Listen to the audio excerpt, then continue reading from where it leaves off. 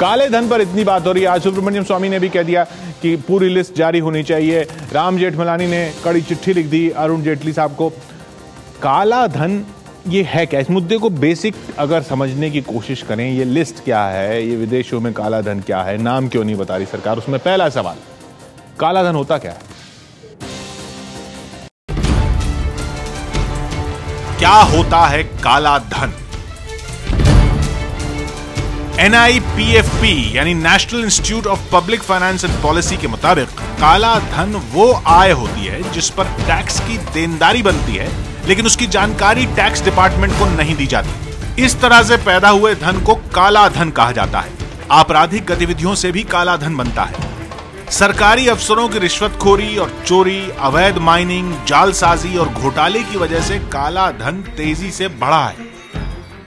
काला धन वो धन होता है जिस पर टैक्स नहीं भरा होता है या किसी गैर कानूनी तरीके से जो काला धन बटोरा जाता है, जैसे करप्शन में हुआ हो या किसी ने घूस लेके किया हो या आपने जमीन एक रेट पे खरीदी और बेची और उसके बीच का फासला जिस पर आपको टैक्स भरना पड़ता है वो टैक्स आपने नहीं भरा होगा, उसको काला धन कहते हैं। एक्सपोर्ट इंपोर्ट में आपने अंडर इनवॉइसिंग, ओवर इनवॉइसिंग की होगी तो उसको काला धन बोलते हैं। काला धन सीधे तौर पर वो धन है जिस पर टैक्स भरा नहीं गया। तो ये तो ही काला धन क्या होता है उसकी बात। अब ये लिस्ट कौन सी चल रही है कि पूरी लिस्ट जाहिर करो, कौन से नाम है जाहिर करो, क्या है ये 800 नाम?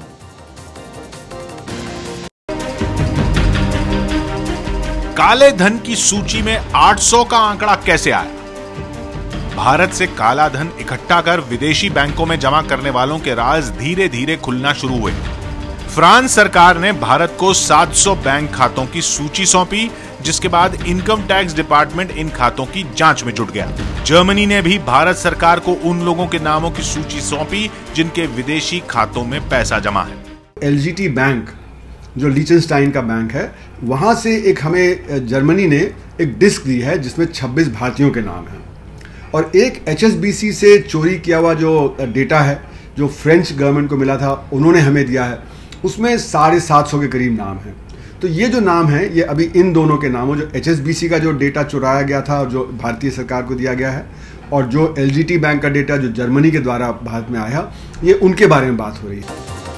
तो ऐसे ये लिस्ट है, ये यहां से आए हैं नाम। अब सरकार जो कह रही है पूरे नाम नहीं बताएंगे, 136 नाम बताएंगे। वो 136 क्यों बताएंगे?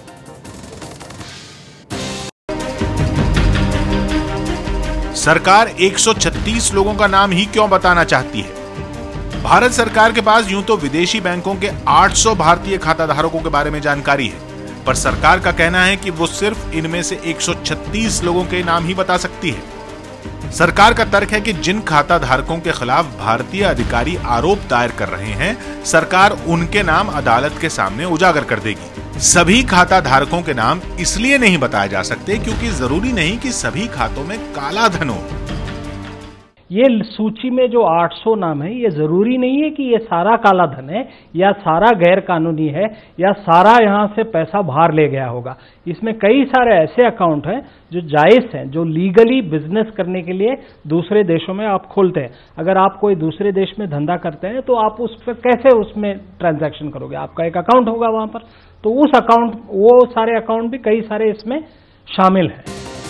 तो फिर सरकार पर दबाव क्यों है कि सभी 800 नाम जाहिर किए जाएं? राम जेठमलानी ने चिट्ठी लिखी है, सुब्रमण्यम स्वामी ने भी कहा है।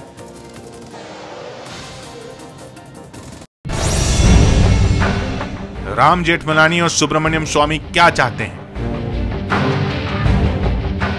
भारत सरकार को यूरोप के देशों से 800 भारतीयों के बैंक खातों की सूची मिली थी।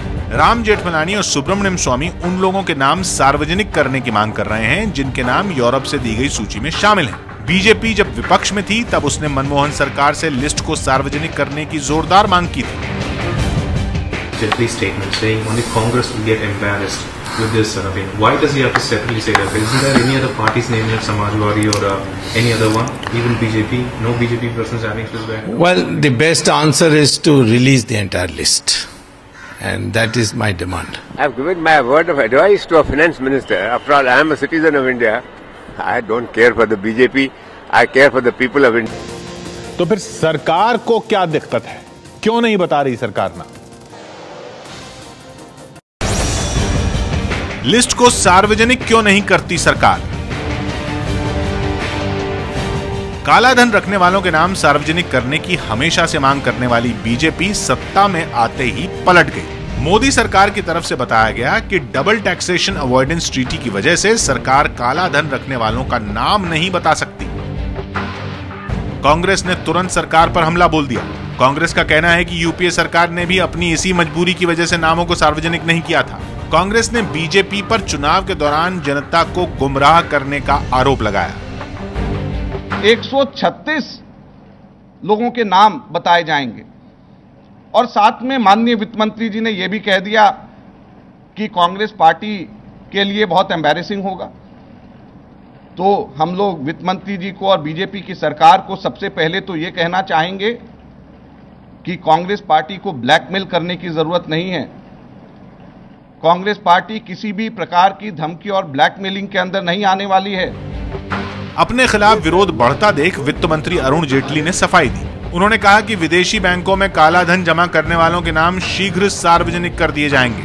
जिन खाता धारकों के खिलाफ भारतीय अधिकारी आरोप दायर कर रहे हैं, सरकार उनके नाम अदालत के सामने उजागर कर देगी। ये तय हुआ कि उन नामों के बारे में जिन नामों के संबंध में भारत के कर विभाग ने, टैक्स डिपार्टमेंट ने स्वयं अपनी जांच से स्वतंत्र एविडेंस, इंडिपेंडेंट एविडेंस इकट्ठी कर ली है, पर नाम उस लिस्ट में है और उस एविडेंस के आधार पर हम उनसे डिटेल्स मांगेंगे। जेटली ने एक न्यूज चैनल से बातचीत में यहां तक कह दिया कि विदेश में काला धन रखने वालों के नाम उजागर हो गए तो कांग्रेस को ही शर्मिंदा होना पड़ेगा। जेटली के इस बयान के बाद कांग्रेस ने बीजेपी पर ब्लैकमेल करने का आरोप लगाया। अभी बार बार डबल टैक्स अवॉइडेंस ट्रीटी की बात आ रही है कि इसकी वजह से नहीं बता सकते नाम। क्या होता है ये?